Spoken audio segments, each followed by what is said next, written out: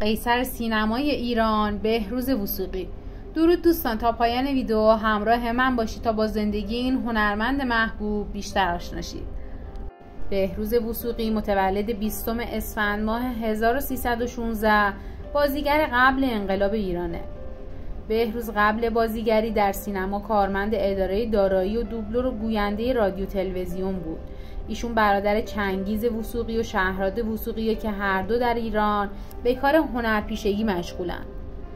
بهروز وثوقی در طول فعالیت هنریش بارها نامزد و برنده جوایز جشنواره‌های مختلف شده که از مهمترین اونا میتونیم به کسب 2 مجسمه سپاس بهترین بازیگر نقش اول مرد برای فیلم‌های قیصر و رضا موتوری و جایزه بز بالدار جشنواره جهانی فیلم تهران برای فیلم گوزها اشاره کنیم.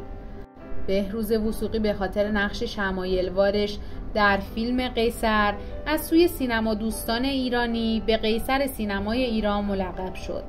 خلیل وثوقی با نام هنری بهروز وثوقی در سال 1316 در خوی آذربایجان غربی به دنیا اومد.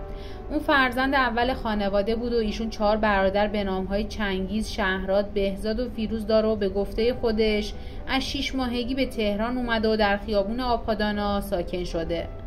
شخصی به نام مسعود صمدی در سال 34 در سن 18 سالگی بهروز وثوقی رو مطرح میکنه.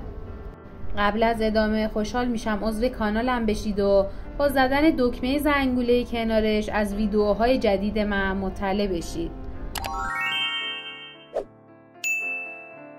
بهروز تا دیپلم بیشتر درس نخوند، اما در سن 18 سالگی اتفاقی وارد عرصه بازیگری شد و با فیلم قیصر در 32 سالگی به شهرت رسید.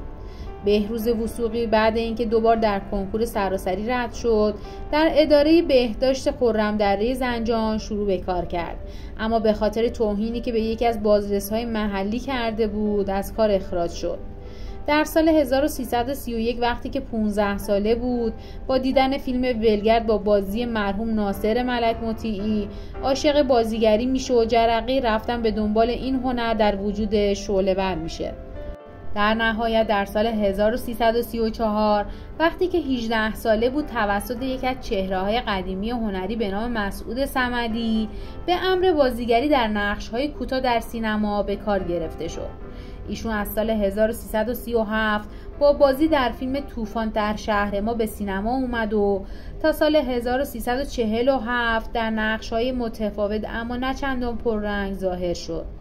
نخستین فیلم سینمایی مورد توجه ایشون 100 کیلو داماد به کارگردانی عباس شباویز در سال 1340 بود. بهروز وثوقی در سال 1348 توسط مسعود کیمیایی به فیلم قیصر دعوت شد و این نقطه شروعشون به عنوان بازیگر مطرح سینما بود. بازی اون در این فیلم مورد توجه عموم و علاقه‌مندان به سینما قرار گرفت. جوان اول اون سالهای سینمای ایران در بسیاری از فیلم‌ها به ایفای نقش پرداخت. از جمله فیلم‌های مطرحی که ایشون ایفای نقش کردن میتونیم به سوت دلان، زبی، داشاکل، کندو، بلوچ، همسفر، ممل آمریکایی، رضا موتوری، دشنه، طوقی، گوزها، فرار از تله و قهرمان اشاره کرد. بهروز وثوقی در سال 57 و قبل از انقلاب ایران به آمریکا رفت و در فیلم گربه در قفس ساخت تونی زرین-دست بازی کنه که اقامت اون در آمریکا با انقلاب جمهوری اسلامی مصادف میشه.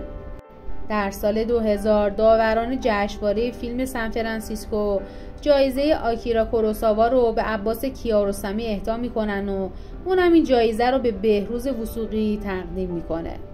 بهروز بعد از انقلاب دوستی خودش رو با ناصر ملک مطیعی و جمشید مشایخی حفظ میکنه و به گفته خودش فقط با این 2 هنرپیشه در داخل کشور ارتباط داشته.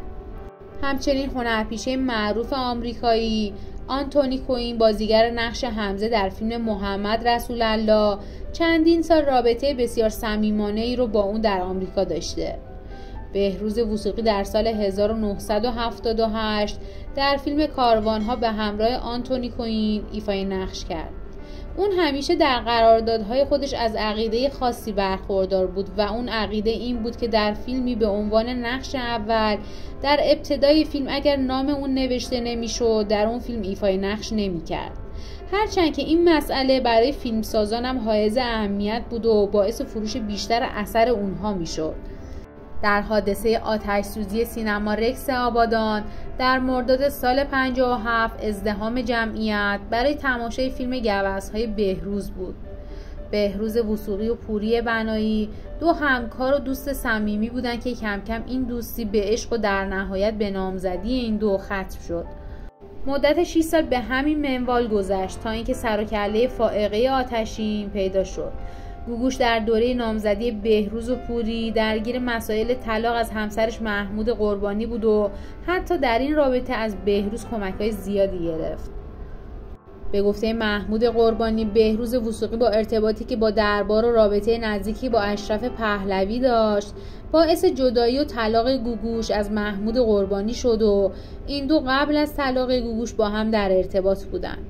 در نهایت گوگوش رابطه خودشو با پوری و بهروز تنگاتنگ کرد و بالاخره با لوندی مخصوص خودش قاپ بهروز رو زد و بین بهروز و پوری جدایی انداخت. بهروز وثوقی در سال 1354 وقتی که 38 ساله بود در یک ازدواج پر سر و صدا و جنجالی با گوگوش ازدواج کرد و این زندگی به 1 سال نرسیده به جدایی ختم شد. بهروز وثوقی برای دومین بار با خانم کتایون امجدی ازدواج میکنه که ثمره این زندگی 2 فرزند به نامهای مهشید و ماهان بود که در حال حاضر در سان فرانسیسکو زندگی میکنن. بهروز وثوقی میگه خروج من از ایران به خاطر انقلاب نبود. 2 ماه قبل از انقلاب برای ساخت فیلمی با آقای زرین‌دست به آمریکا رفتیم و زمانی که مشغول بازی در این فیلم بودیم انقلاب شد.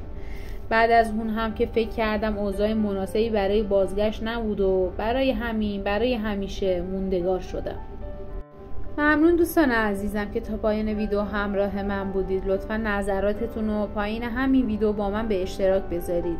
راستی اگه هنوز عضو کانالم نشدید خوشحال میشم که کانالمو سابسکرایب کنید.